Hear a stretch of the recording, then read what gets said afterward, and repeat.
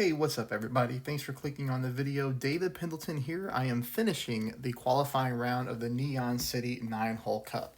Hole number 9, I'm going to show you two different ways to pick up the eagle because there's two different things that can happen to you on your drive. The first one is when you get high wind, okay? You're probably going to clear the rough. Max top, 1 bar of side spin to the right as you see here. Yes, extra mile level 9 players, you can go max top.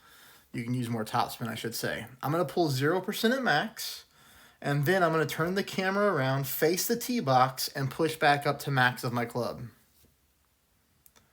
This is going to help us get as many yards as possible. This is max overpower. Do hit a perfect ball. You can see here we make it over the rough. We bounce on the fairway, and we get ourselves a nice roll. Get a ton of yards on the drive. Extra mile level 9 players going with more top spin. You might need to do a little bit more left curl. A little left curl. As you can see here, I came close to the right rough there. All right. Now, shot number 2, just 5 top, 2 bars of side spin to the right. I'm making sure my second bounce is in the rough with my ball guideline rolling onto the fairway here.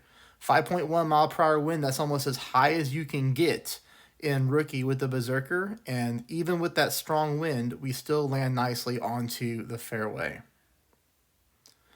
This is the most ideal situation to pick up the eagle on this hole, as shot number 2 is going to be played with your end bringer, as you're going to see here.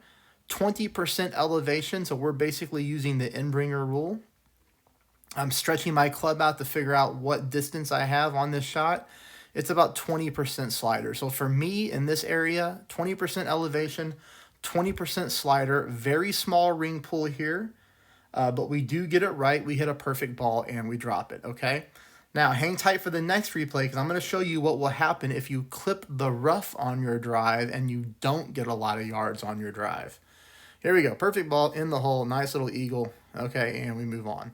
Now, this is what happens if you don't make it over. You see here 3.2 mile per hour wind, much lower than 4.6. I'm going full blast, pushing up to max, yada, yada, yada.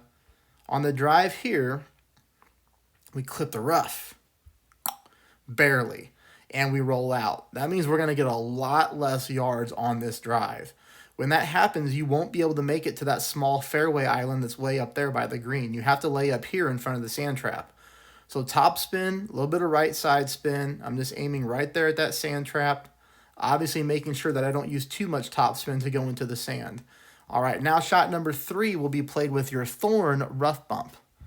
So you can see here, I'm going to use top spin, putting my ball guideline into the hole just like this.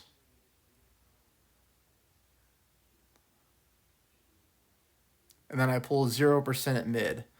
Perfect ball here also gets us into the hole. So this is a tough one to eagle. This is a very long par 5, one of the longest par 5s in the game.